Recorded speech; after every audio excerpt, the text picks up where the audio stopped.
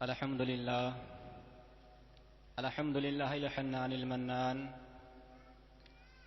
الذي خلق الإنسان وأنطق له اللسان، والصلاة والسلام على رسوله سيد الإنس والجان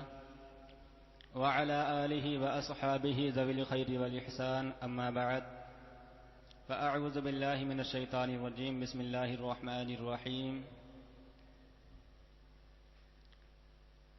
لقد جاءكم رسول من أنفسكم عزيز عليه ما عنتم حريص عليكم بالمؤمنين رؤوف رحيم. صدق الله العظيم وصدق رسوله النبي الأمين المتين الكريم، ونحن على ذلك لمن الشاهدين والشاكرين، والحمد لله رب العالمين. آمين آمين إلى غير النهاية.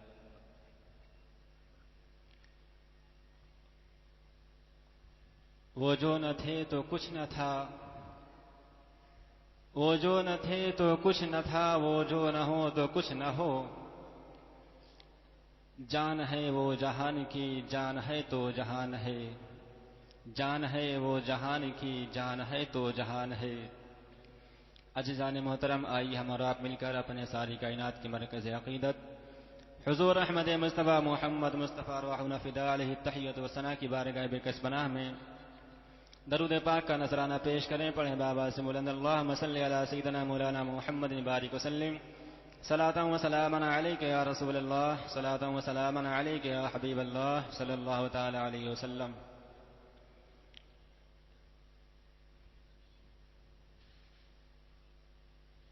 بہت ہی مبارکباد ہیں عالی جناب محمد شکیل اور ان کے اہل خانہ، جنہوں نے اس ماہ مبارک میں میلاد النبی کے موقع پر میلاد اور جشن کا انعقاد کیا ہے. یقیناً اللہ رب العزت آقا کے میلاد کے صدقے میں ان کے دل میں جو تمنا اور آرزویں ہیں ان کو پوری فرمائے گا. اللہ رب العزت کی بارگاہ میں دعا ہے کہ ان کے جائز مقاصد کو پورا فرمائے.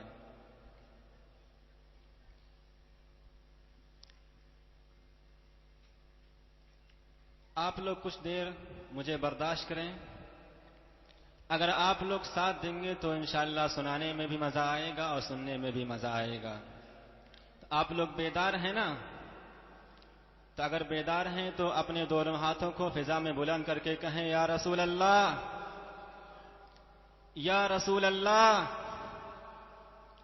دیکھیں، جب کوئی مقرر آپ لوگوں سے کہے یا رسول اللہ سبحان اللہ کہنے کے لیے کہے تو گھبرائے نہیں، کیونکہ ترمذی شریف کی حدیث ہے، میرے آقا فرماتے ہیں کہ من قال سبحان اللہ وبحمدہ غرست لہ نخلۃ فی الجنہ، یعنی جس نے اللہ کی حمد اور پاکی بیان کی. من قال سبحان اللہ وبحمدہ، جس نے اللہ کی پاکی بیان کی اور جس نے اللہ کی حمد بیان کی، تو جب وہ انسان جنت میں جائے گا تو کیا دیکھے گا کہ وہاں پر جنت میں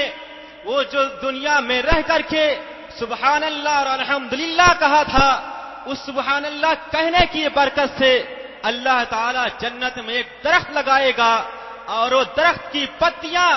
جتنے درخت میں پتیاں موجود ہیں وہ ساری پتیاں اس انسان کے لیے مغفرت کی دعا کرتی نظر آئیں گی. اس لیے اپنے دونوں ہاتھوں کو فضا میں بلند کر کے کہیں سبحان اللہ. اور یہ بھی یاد رکھیں کہ اگر آپ اپنے دونوں ہاتھوں کو فضا میں بلند کرتے ہیں تو یاد رکھیں کہ آپ دنیا میں رہ کر کے صبح سے لے کر کے شام تک نہ جانے کون کون سے گناہ کرتے نظر آتے ہیں، چاہے گناہ صغیرہ کرتے نظر آئیں، چاہے گناہ کبیرہ کرتے نظر آئیں، لیکن آپ کو ان گناہوں کا احساس نہیں ہوتا ہے. لیکن بہت ہی خوش نصیب ہیں وہ لوگ جو محفل میں آ کر کے رسول کے نام پر اپنے دونوں ہاتھوں کو بلند کرتے ہیں، بہت ہی خوش نصیب ہیں، کیونکہ جب قیامت کے میدان میں اللہ تعالیٰ بندے سے سوال کرے گا، اے بندے بتا، میں نے تمہیں نعمت کے طور پر آنکھیں عطا فرمائی تھی، میں نے تمہیں نعمت کے طور پر 2 ہاتھ عطا کیے تھے، چلنے کے لیے 2 پیر عطا فرمائے تھے، بتا تو ان دونوں پیروں کو نیکی کے لیے کہاں استعمال کیا ہے؟ اپنے دونوں ہاتھوں کو نیکی کے لیے کیسے استعمال کیا ہے؟ کیا تم نے اپنے ہاتھوں سے صدقات و زکات دیے ہیں یا نہیں دیے ہیں؟ لیکن یاد رکھو مسلمانوں، اگر وہ انسان اپنے دونوں ہاتھوں سے کوئی گناہ کیا ہے تو شرمندہ ہو جائے گا، لیکن اللہ کے سامنے وہ کہتا نظر آئے گا، ہاں مولا، جب میں دنیا میں رہا کرتا تھا تو محفل میں میں شریک ہوا کرتا تھا، اور جب مجھ سے کہا جاتا تھا کہ رسول کے نام پر اپنے ہاتھوں کو بلند کرو تو میں تیرے محبوب کے نام پر اپنے دونوں ہاتھوں کو بلند کر کے ان کا نام لیا کرتا تھا۔ یقیناً اللہ رب العزت اس نیک عمل سے خوش ہو جائے گا، اور ہمیں امید ہے کہ رسول کے واسطے سے ہم ضرور اس نیک عمل کے ذریعے سے جنت میں جائیں گے۔ اس لیے آپ سے جب بھی کہا جائے کہ اپنے دونوں ہاتھوں کو رسول کے نام پر بلند کریں تو بلا شک و شبہ اپنے دونوں ہاتھوں کو رسول کے نام پر بلند کرے۔ یقیناً یہی ساری چیزیں، یہی چھوٹے چھوٹے نیک عمل ہمیں قیامت کے میدان میں کام دیں گے۔ اب دیکھیں، یہ مہینہ جو چل رہا ہے یہ خوشی کا مہینہ ہے۔ ہمیں دنیا میں رہ کر کے سال بھر میں بہت زیادہ خوشیاں آتی ہیں، لیکن یہ ہمیشہ یاد رکھیں کہ جس کے صدقے میں کائنات بنائی گئی، جس کے صدقے میں آسمان کا سامیانہ لگایا گیا، جس کے صدقے میں چاند تارے بنائے گئے، جن کے صدقے میں ہمیں خوشیاں میسر ہو رہی ہیں، یاد رکھیں، ہمیشہ یہ ضابطہ یاد رکھیں، اگر کسی کے ذریعہ سے ہمیں خوشی ملتی ہے تو اصل خوشی ملنے کا ذریعہ وہی ذریعہ ہوا کرتا ہے، اگر وہ وسیلہ اور سبب نہ ہوتا تو ہمیں خوشی میسر نہیں ہوتی۔ تو یہ دنیا کے اندر ہمیں جو وجود ملا ہے اور اس وجود میں ہم رہ کر کے اور خوشی ہمیں میسر ہوتی ہے تو یقیناً یہ صدقہ ہے آقا کریم کی میلاد کا۔ اگر آقا کریم کی ولادت نہ ہوتی تو آج ہمیں کائنات نہ ملتی، یہ آسمان کے شامیانے نہ لگائے جاتے، یہ چاند تارے کی لائٹیں نہ لگائی جاتی۔ یقیناً اگر دنیا کا وجود ہوتا ہے، اگر آسمان کے شامیانے لگائے جاتے ہیں تو کسی اور کے صدقے نہیں بلکہ میرے آقا کی ولادت کے صدقے میں کائنات کا وجود ہوتا ہے۔ اسی لیے تو اعلیٰ حضرت فرماتے ہیں، وہ جو نہ تھے تو کچھ نہ تھا، وہ جو نہ ہو تو کچھ نہ ہو، جان ہے وہ جہان کی، جان ہے تو جہان ہے۔ اور صرف جان ہی نہیں بلکہ ہمارا عقیدہ ہے کہ میرے آقا ہم لوگوں کے ایمان ہے، کیونکہ اگر کوئی انسان، اگر کسی انسان کی جان نہ رہے، جان اس کی بن جائے، کسی مصیبت میں گرفتار ہو جائے تو چھٹکارا ہو سکتا ہے، لیکن اگر اس انسان کا ایمان خطرے میں پڑ جائے تو اس کی دنیا بھی برباد ہو سکتی ہے اور اس کی آخرت بھی برباد ہو سکتی ہے۔ اس لیے جان کے ساتھ ساتھ میرے آقا ہمارے ایمان بھی ہیں۔ اسی لیے تو سرکار اعلیٰ حضرت فرماتے ہیں، اللہ کی سردابہ قدم شان ہے یہ، انسان نہیں انسان، یہ انسان ہے یہ، اور قرآن تو ایمان بتاتا ہے انہیں، ایمان یہ کہتا ہے میری جان ہے یہ۔ صرف ایمان نہیں، جان کے ساتھ ساتھ ایمان ہے، یعنی اگر ہمارے لیے کوئی چیز ہے، ہمارا کچھ ہے تو سب کچھ میرے آقا ہیں، چاہے دنیا ہو، چاہے ایمان ہو، چاہے جان ہو، ساری چیزیں یہ آقا کی وسیلے سے ملی ہیں۔ اگر یہ آقا کا وجود نہ ہوتا تو کائنات نہ بنائی جاتی۔ حدیث پاک میں ہے، اللہ کے رسول فرماتے ہیں، لولاک لما خلقت الافلاک، یہ حدیث قدسی ہے، لولاک لما خلقت الافلاک، یعنی اے محبوب اگر آپ کو پیدا کرنا مقصود نہ ہوتا تو میں کائنات کو نہ بناتا۔ یہ جو آسمان کے شامیانے لگائے گئے ہیں، آپ کو پیدا نہ کرنا مقصود ہوتا تو میں آسمان کو پیدا نہ فرماتا۔ اگر آپ کا وجود نہ ہوتا تو ایک کوئی چیز نہیں ملتی۔ یعنی ساری چیزیں اور ساری خوشیوں کا محور اور منبع اور ماخذ و اصل میرے آقا ہیں۔ اسی لیے بہت ہی خوش نصیب ہیں آپ لوگ کہ میرے آقا کی ولادت کے مہینے میں آپ اس میلاد میں شریک ہیں۔ اب آئیے میں نے جس آیت کریمہ کی تلاوت کی ہے کچھ اس کا مفہوم بھی سمجھ لیا جائے۔ آج میں آپ کو کچھ چیزیں بتانا چاہتا ہوں،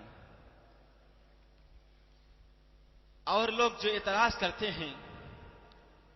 کہ بریلوی حضرات ماہ ربیع الاول میں آقا کی ولادت کی خوشی مناتے ہیں، جبکہ اس 12 تاریخ کو آقا کی وفات ہوئی تھی۔ اگر کچھ لوگوں کی یہ مسئلہ پتہ ہے تو میں ان کو دہرانا چاہتا ہوں، اور جن کو نہیں پتہ ہے وہ یاد رکھ لیں۔ کچھ اعتراض کرنے والے اعتراض کرتے ہیں کہ اس ماہ مبارک کے 12ویں تاریخ کو جو بریلوی حضرات خوشی مناتے ہیں، ان کی خوشی منانا یہ صحیح نہیں ہے، کیونکہ میرے آقا کی 12 تاریخ کو وفات ہوئی تھی، اس لیے ہم خوشی نہیں منا کر کے غم کا اظہار کرتے ہیں۔ یعنی اور مکاتب فکر کے لوگ خوشی نہیں مناتے ہیں بلکہ غم کا اظہار کرتے ہیں۔ تو میں ان کو بتانا چاہتا ہوں، اے اعتراض کرنے والے سن لو،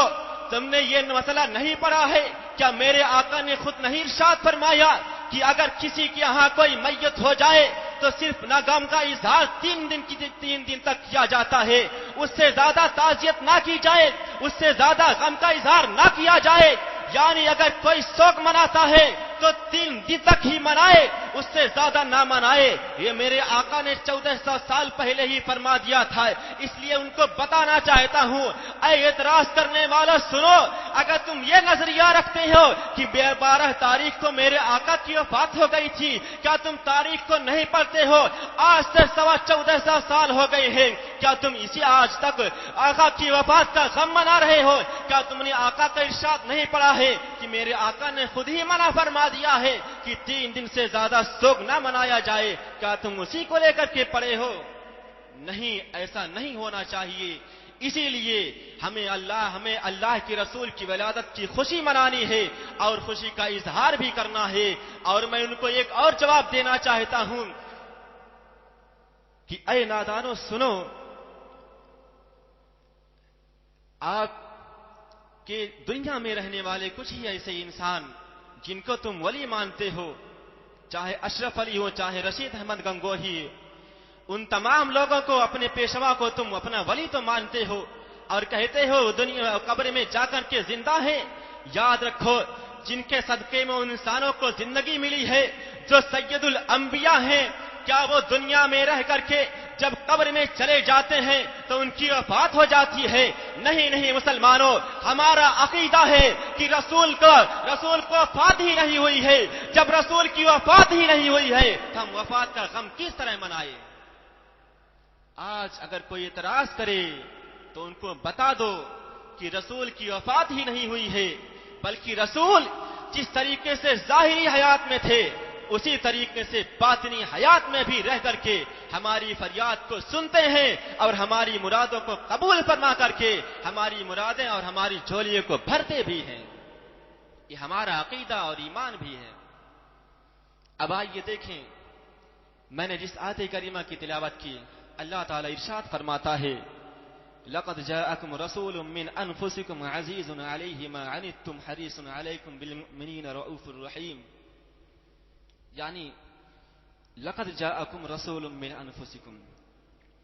تمہارے پاس تمہیں لوگوں میں سے ایک رسول تشریف لائے، اور صرف یہ تشریف لائے نہیں کہا بلکہ لقد جاءكم۔ اگر آپ عربی گرامر کو جانتے ہیں اور عربی گرامر کے اعتبار سے اس آیت کے مفہوم کو سمجھنے کی کوشش کریں تو اللہ نے لام تاکید بھی لگائی ہے اور قد تحقیق بھی لگایا ہے، یعنی یہ بتا دیا ہے کہ یقیناً تمہیں لوگوں میں سے ایک رسول تشریف لائے ہیں۔ لقد جاءکم رسول من انفسکم، تمہیں لوگوں میں سے تشریف لائے ہیں، اور صرف تشریف لائے نہیں بلکہ من انفسکم عزیز علیہ ما عنتم، تم لوگوں کو مصیبت میں پڑ جانا ان پر گرا گزرتا ہے. یعنی اگر دنیا میں رسول کا کوئی امتی پریشان ہوتا ہے، اس پر کوئی مصیبتیں آتی ہے، جو رسول کا شیدائی ہے، رسول کا ماننے والا ہے، اگر دنیا میں اس پر کوئی مصیبتیں آتی ہے، پریشانیاں آتی ہے، تو عزیز علیہ ما عنتم، تو رسول بہت پریشان ہو جاتے ہیں، بہت تکلیف میں ہو جاتے ہیں. یعنی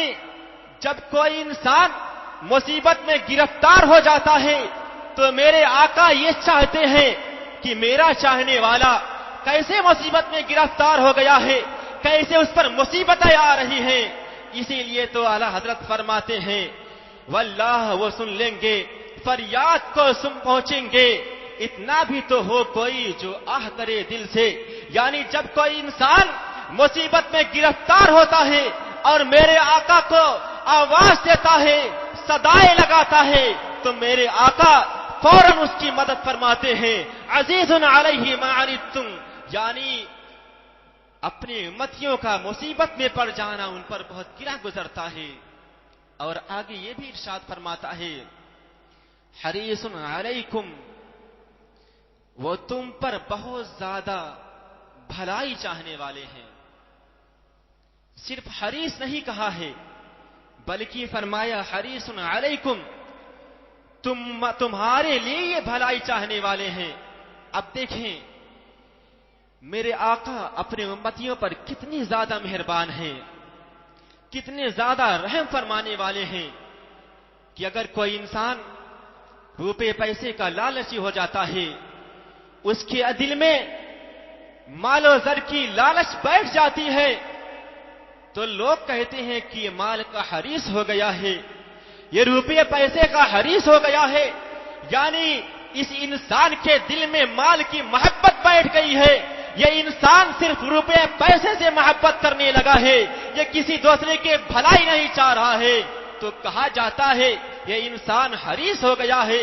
لالچی ہو گیا ہے. لیکن قربان جاؤ میرے آقا پر، اللہ تعالیٰ فرماتا ہے حریص علیکم، میرے آقا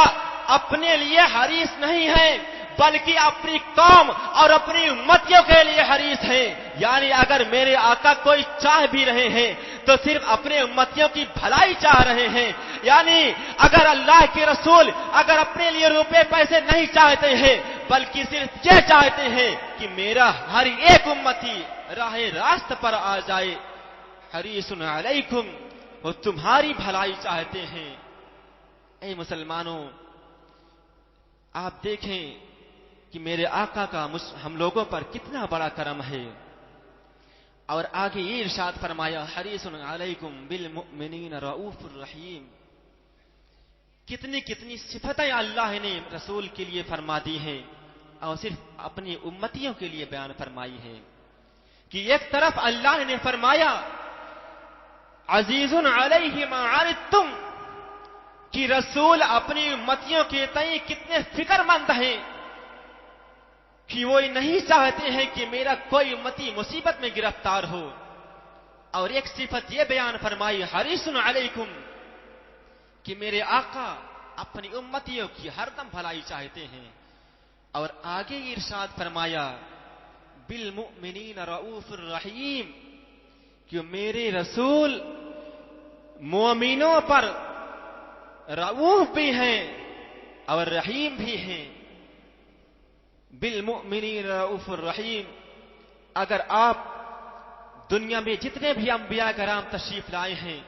اگر آپ تمام انبیاء کرام کی صفات کو دیکھیں تو اللہ نے جو اللہ کی صفتیں رحمان اور رحیم ہیں، رؤوف اور رحیم جو اللہ کی صفتیں ہیں،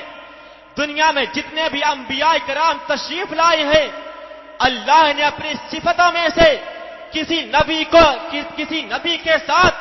رؤوف اور رحیم کی صفت نہیں دی ہے. لیکن مسلمانوں قربان جائیں رسول پر،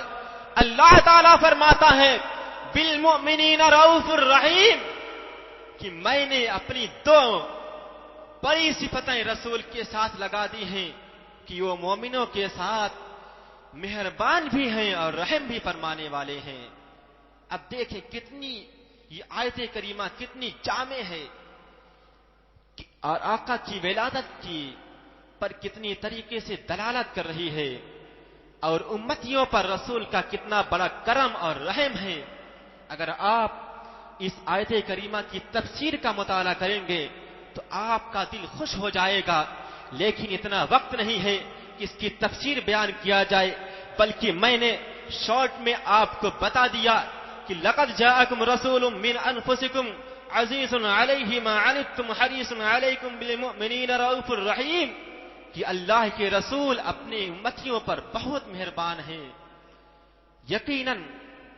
اگر آقا کی ولادت کا مہینہ ہے اور ان کی ولادت کے مہینے میں ہم آقا کی ولادت کی خوشی منائیں تو یقیناً یہ عید سے بڑھ کر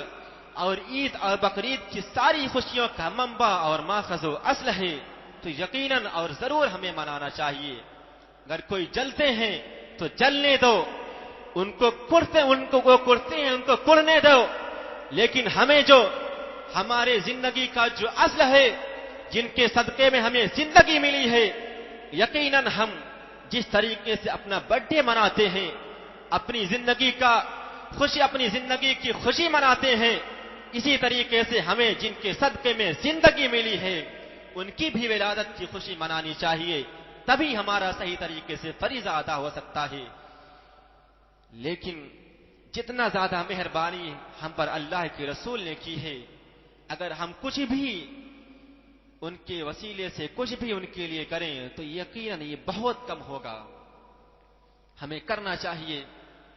اب آئیے اس آیت کریمہ کا اور تجزیہ کرتے ہیں اور دیکھتے ہیں کہ اللہ تعالیٰ نے فرمایا لقد جاءکم رسول من انفسکم، کہ تم ہی لوگوں میں سے رسول تشریف لائے، یعنی من انفسکم کہا ہے، یہ نہیں کہا من ملائکتی یعنی فرشتوں میں سے تشریف لائے، بلکہ یہ کہا کہ اے انسانوں تم ہی لوگوں میں سے رسول تشریف لائے ہیں، اس لیے تاکہ کوئی اعتراض کرنے والا اور رسول کو دیکھ کر کے نہ ڈر جائے کہ کہیں یہ جناتوں میں سے نہیں آئے ہیں یا فرشتوں میں سے نہیں آئے ہیں، بلکہ انسانوں میں سے اس لیے پیدا فرمایا ہے کیونکہ ایک انسان دوسرے انسان سے محبت کرتا ہے، دوسرے انسان سے مانوس ہوتا ہے، اس سے ڈرتا اور خوف نہیں کھاتا ہے، اسی لیے رسول انسانوں سے تشریف لائے، تاکہ انسان سے تشریف لائیں گے تو انسان رسول سے محبت کرے گا، ان سے خوف نہیں کھائے گا اور ان کی محبت ان کی عقیدت اپنے دل میں بٹھائے گا۔ لیکن آج کل کچھ نادان کم عقل بہت زیادہ عقل لگانے لگے ہیں اور اس آیت کریمہ پر پکڑ کی ہے اور کہا کہ من انفسکم، جب رسول انسانوں سے تشریف لائے ہیں یعنی ہم ہی لوگوں میں سے رسول آئے ہیں تو گویا رسول ہماری طرح ہیں۔ آج کچھ کم عقل کا زیادہ گھوڑا دوڑاتے ہوئے کہتے ہیں کہ معاذ اللہ رسول ہماری طرح بشر ہیں، لیکن اے نادانو کیا تم نے اور آیت کریمہ نہیں پڑھی ہے؟ کیا تم اور آگے آیت کریمہ کو نہیں پڑھا ہے کہ اللہ نے تو فرما دیا ہے کہ من انفسکم، کہ تمہیں لوگوں میں سے تشریف لائے ہیں، لیکن آگے نہیں پڑھا ہے عزیز علیہ ما عنتم، کہ اللہ کے رسول اپنی امتیوں کے تئیں بہت فکر مند رہتے ہیں۔ کیا تم بتاؤ آج تو رسول کی ذات پر اعتراض کرتے ہو کہ رسول ہماری طرح بشر ہے، ہماری لوگ ہماری ہت میں سے تشریف لائے ہیں۔ کیا اگر تمہارے پڑوسی بیمار ہو جاتا ہے کیا تمہارے دل میں اس کی فکر ہوا کرتی ہے؟ اگر تمہارا کوئی پڑوسی اس کی طبیعت خراب ہو جاتی ہے کیا تمہارے دل میں اس کی فکر پیدا ہوتی ہے؟ نہیں مسلمانوں، یہ صرف میرے رسول کی صفت ہے کہ وہ عزیز علیہ ما عنتم، اگر کوئی ان کا امتی پریشان ہوتا ہے تو ان کو فکر ہونے لگتی ہے۔ آج اگر اعتراض کرتے ہیں صرف ایک ہی جملے کو لے کر اعتراض کرتے ہیں، اور دیگر آیت کریمہ کو دیکھیں تو اللہ نے یہ بیان فرما دیا ہے قل انما انا بشر مثلکم یوحى الی، بلا شبہ اللہ تعالیٰ فرماتا ہے بلا شبہ محمد تمہیں میں سے تشریف لائے ہیں، لیکن یوحا الیہ، لیکن میرے آقا پر وحی نازل کی جاتی ہے۔ اے نادانو، تم کہتے ہو رسول ہمیں میں سے تشریف لائے ہیں، ہماری طرح بشر ہے معاذ اللہ، کیا تم پر کوئی وحی نازل ہوتی ہے؟ کیا تم پر کوئی صحیفہ نازل کیا جاتا ہے؟ نہیں نہیں، قرآن نے ان کے ہونے والے سارے اعتراض کو دفع کر دیا اور فرما دیا اے نادانو سنو، رسول تمہیں میں سے تشریف لائے ہیں، اس لیے تشریف لائے تاکہ تم ان سے محبت کرو اور تمہاری عقیدت اور محبت ان کی محبت تمہارے دل میں بیٹھ جائے۔ اور اس لیے بھی فرمایا کیونکہ جب آپ نے واقعہ سنا ہوگا، اس لیے فرمایا کہ تاکہ پتہ چلے میرے آقا انسان ہیں، بشر یا خدا نہیں ہیں، کیونکہ جب آپ نے سورج کو اپنی انگلی سے پچھم سے نکال دیا تھا تو پھر اعتراض پیدا ہونے والا تھا کہ جب نمرود نے کہا تھا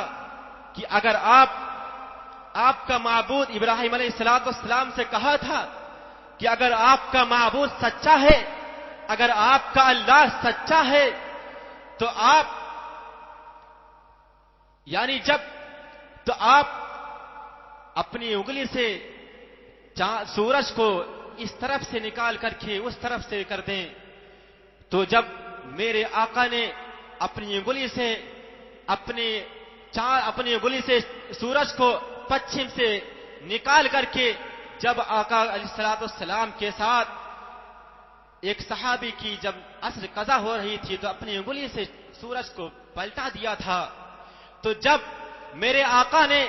اپنی انگلی سے سورج کو پلٹا دیا تھا تو اعتراض پیدا ہو گیا تھا کہ گویا جب اس نے کہا ہے، یعنی ایک واقعے کی طرف اشارہ ہو رہا ہے کہ گویا چاند کو نکالنے والا اور ڈبانے والا صرف خدا ہو سکتا ہے، لیکن یہ تو محمد رسول اللہ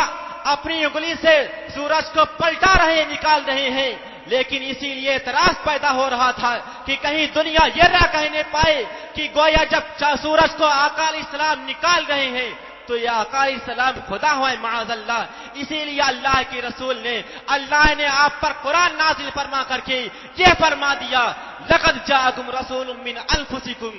کہ اللہ کے رسول خدا نہیں ہے بلکہ تمہیں لوگوں میں سے انسان ہیں،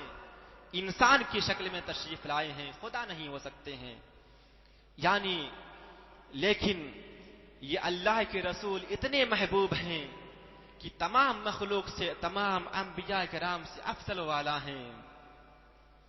تمام لوگوں سے افضل ہیں۔ اگر آپ رسول کی مہربانی دیکھیں، ہم لوگوں پر رسول کا کتنا کرم ہے۔ اگر آپ رسول کی زندگی کا جائزہ لیں تو آپ دیکھیں جب میرے آقا کی ولادت ہوتی ہے تو جو ایک روایت کرنے والے جن کو عبداللہ ابن عباس کہا جاتا ہے، یہ ان کی تفسیر قرآن کی تفسیر سب سے بڑی تفسیر مانی جاتی ہے۔ ان کی ایک بھائی ابن قسم ہیں، وہ روایت کرتے ہیں کہ جب آقا کی ولادت ہوتی ہے تو وہاں پر جتنے بھی دایا موجود تھی ان میں سے ایک کیا دیکھتی ہیں کہ جب میرے آقا دنیا میں تشریف لاتے ہیں تو آپ اپنے سر کو زمین پر رکھ دیتے ہیں اور آپ کا اونٹ ہل رہا ہوتا ہے، وہ کان لگا کر کے سنتی ہیں کہ میرے آقا علیہ السلام کا ہونٹ ہل رہا ہے، ہو سکتا ہے کچھ آپ کی زبان سے آواز آ رہی ہو۔ جب وہ کان لگا کر کے سنتی ہیں تو کیا دیکھتی ہیں، کیا سنتی ہیں؟ جب میرے آقا دنیا میں تشریف لاتے ہیں تو یہی کہہ رہے ہوتے ہیں ربی حبلی امتی، ربی حبلی امتی، ربی حبلی امتی۔ آپ اندازہ لگائیں کہ میرے آقا اپنی امت پر کتنے زیادہ مہربان ہیں، کتنے زیادہ کرم فرمانے والے ہیں کہ جب دنیا میں تشریف لاتے ہیں تشریف لاتے ہی ہم گنہگاروں کو یاد فرماتے ہیں اور کہتے ہیں ربی حبلی امتی، ربی حبلی امتی، اے میرے رب میری امت کو میرے حوالے کر دے، میری امت کو میرے حوالے کر دے۔ اس لیے اللہ کے رسول کہہ رہے ہیں کیونکہ ان کو پتا تھا کہ ایک آنے والا زمانہ ایسا آئے گا کہ میری امت میں بہت زیادہ گنہگار ہوں گے، لیکن ان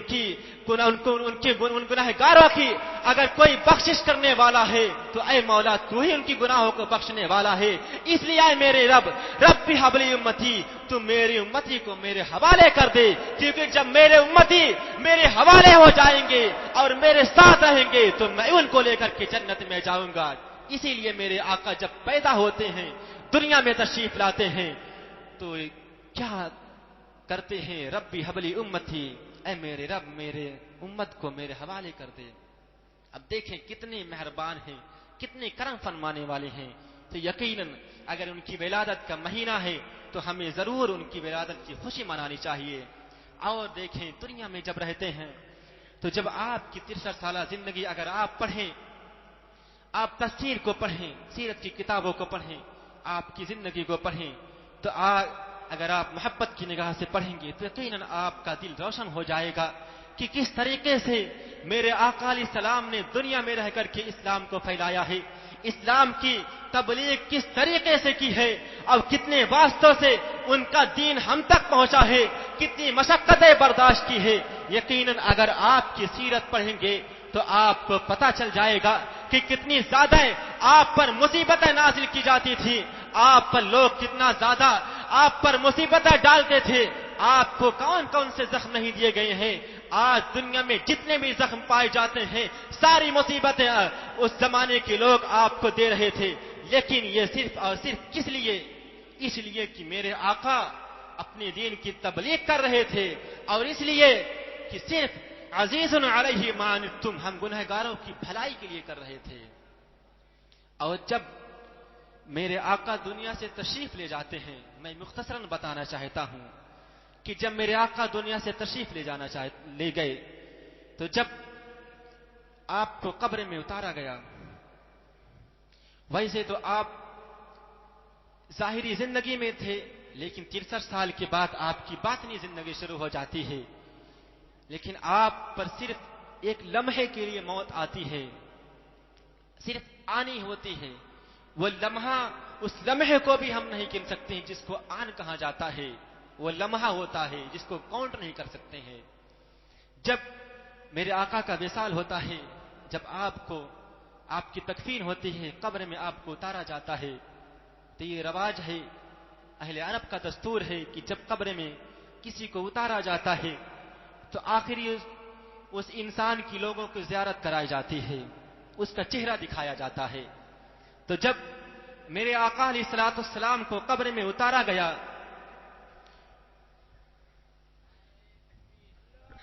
نعرہ رسالت، مسلک اعلی حضرت، مسلک اعلی حضرت، علماء اہل سنت،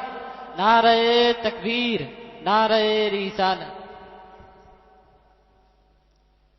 درود پاک پڑھیں۔ اللہم صلی علی سیدنا مولانا محمد بارک وسلم، صلو علیہ صلاۃ و سلام علیک یا رسول اللہ، صلاۃ و سلام علیک یا حبیب اللہ صلی اللہ تعالی علیہ وسلم۔ تو میں عرض کر رہا تھا کہ میرے آقا اپنی امتی پر کتنے زیادہ مہربان ہیں، عزیز علیہ ما عنتم حریص علیکم بالمؤمنین رؤوف الرحیم، کہ وہ یہ نہیں چاہتے ہیں کہ میرے کسی بھی امتی پر کوئی مصیبت آئے، کوئی پریشانی آئے۔ اب دیکھیں کہ جب میرے آقا کا وصال ہوتا ہے، آپ کو قبر میں جب اتارا جاتا ہے تو آخری دیدار کے لیے آپ کے چہرے کو کھولا جاتا ہے۔ جب آپ کے چہرے کو آخری دیدار کے لیے کھولا جاتا ہے اور دیکھنے والے جب آقا کے چہرے کا دیدار کرتے ہیں، زیارت کرتے ہیں، تو انہی لوگوں میں سے ایک راوی ہے، وہ روایت کرتے ہیں جو قبر میں اترے تھے، وہ روایت کرتے ہیں کہ جب آقا کے چہرے کو کھولا گیا آخری دیدار کے لیے، تاکہ آقا کے چہرے کا آخری دیدار کر لیا جائے، وہ بیان کرتے ہیں کہ ہم نے غور سے دیکھا کہ آپ کا چہرہ قبلہ کی طرف ہوا اور آپ کی زبان سے کچھ آواز آ رہی تھی. وہ جب اپنے چہرے کو آقا کے قریب کرتے ہیں اور سوچتے ہیں کہ دیکھیں کہ آقا علیہ السلام کے لبہائے مقدس سے کیا آواز آ رہی ہے. جب اپنے چہرے کو قریب کرتے ہیں اور دیکھتے ہیں, سننے کی کوشش کرتے ہیں, کان لگاتے ہیں, تو کیا سنتے ہیں؟ وہ یہی سنتے ہیں کہ آخری وقت بھی میرے آقا یہی ارشاد فرما رہے ہیں, ربی حبلی امتی, ربی حبلی امتی, اے میرے رب تم میری امت کو میرے حوالے کر دے, اے میرے رب تم میری امت کو میرے حوالے کر دے. اے مسلمانوں, آپ یاد کریں, قربان جائے آقا علیہ السلام پر, میرے آقا کتنے زیادہ مہربان ہیں ہم لوگوں پر, کتنے زیادہ کرم فرمانے والے ہیں, رحم فرمانے والے ہیں. اسی لیے تو اللہ نے فرمایا, لقد جاءکم رسول من انفسکم عزیز علیہ ما عنتم حریص علیکم بالمؤمنین رؤوف الرحیم. بہت ہی جامع ہے آیت کریمہ, آپ اس کی تفسیر ضرور پڑھیں کہ میرے آقا آپ ہی لوگوں میں سے تشریف لائے ہیں اور ان کو یہ گوارا نہیں ہے کہ میرا کوئی بھی امتی کسی مصیبت میں گرفتار ہو, مصیبت میں پڑے. اور حریص علیکم بالمؤمنین رؤوف الرحیم, وہ ہر دم تمہاری ہی بھلائی چاہتے ہیں اور ہم مومنوں پر مہربان بھی ہیں اور رحم بھی فرمانے والے ہیں. اور ہمیشہ یاد رکھیں کہ آقا کے صدقے میں ہی ساری کائنات ملی ہے. لولا کلمہ خلقت الافلاق, اگر آقا علیہ السلام کی ولادت نہ ہوتی تو کائنات کا وجود نہ ہوتا, ہم لوگوں کا وجود نہ ہوتا. اسی لیے تو سرکار اعلی حضرت نے فرمایا ہے کہ وہ جو نہ تھے تو کچھ نہ تھا, وہ جو نہ ہو تو کچھ نہ ہو, جان ہے وہ جہان کی, جان ہے تو جہان ہے. انشاءاللہ پھر کبھی وقت رہا تو گفتگو ہوگی. خوب کی سیر چمن, پھول چنشاد رہے, باغ با جاتا ہوں میں, گلشن تیرے آباد رہے. والسلام علی من اتبع الہدی.